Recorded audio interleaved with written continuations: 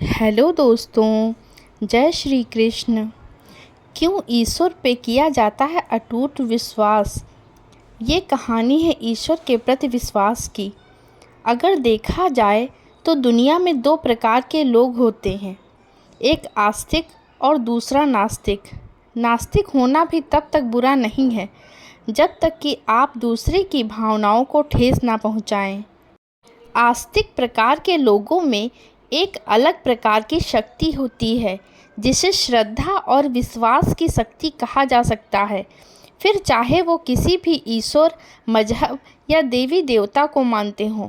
अगर आपके पास ईश्वर की ताकत है तो आप इस दुनिया के सबसे खुशहाल व्यक्ति हो सकते हैं, क्योंकि जिसको ईश्वर में विश्वास होता है उसी को ईश्वर की प्रेरणा होती है। इसे हम एक छोटी सी कहानी से समझेंगे। यह कहानी ईश्वर की प्रेरणा से संबंधित है। एक बार एक बूढ़ी माता माथे पर कपड़े व गहनों की गठरी और साथ में छोटी सी बेटी को लेकर एक गांव से दूसरे गांव जा रही थी। चलते चलते वह कुछ ही दूर पहुंची होंगी कि पीछे से एक घुड़सवार आया। घुड़सवार को अकेला देख बूढ़ी माता खुशी से बोली, बेटा, आज बहुत धूप है और गर्मी भी बहुत है। यदि तुझे कोई आपत्ति ना हो तो इस गठरी और मेरी बेटी को अपने घोड़े पर बिठाकर अगले गांव छोड़ देगा। घुड़सवार बोला, ना माई, इतना वजन मेरा घोड़ा नहीं संभाल पाएगा। इतना कहकर घुड़सवार आगे बढ़ गया। कुछ दूर जाने के बाद घुड़सवार के मन में कपट आया। उसने सोचा, बूढ़ी माता की बेटी बड़ी ही सुंदर है और हो ना हो उस गठरी में भी कुछ कीमती सामान होगा। अगर मैं उसे लेकर कहीं बेच भी दूं तो बुढ़िया मेरा क्या बिगाड़ लेगी। ऐसा सोचकर वह वहीं पर ठहर गया।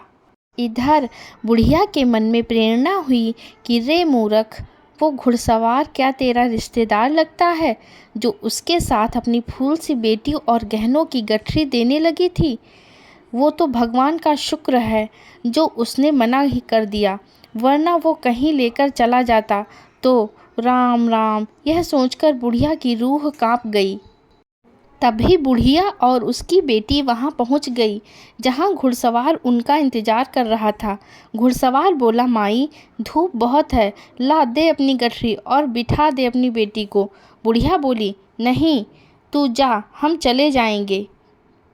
घुड़सवार बोला, क्या हुआ माई, अब मन कैसे बदल गया। बुढ़िया बोली, वैसे ही जैसे तेरा मन बदल गया।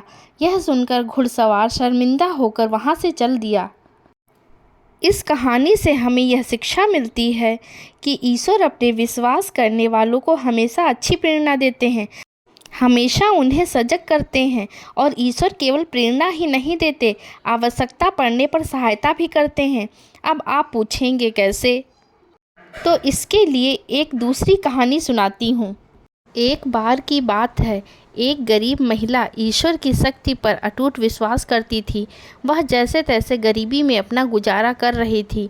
तभी परिस्थितियाँ कुछ ऐसी विकट बनी कि उसे कोई काम नहीं मिला। अब खाने के भी लाले पड़ने लगे। थक हार कर रेडियो पर उसने ईश्वर से मदद की गुहार लगाई कि ईश्वर उसकी सहायता करें।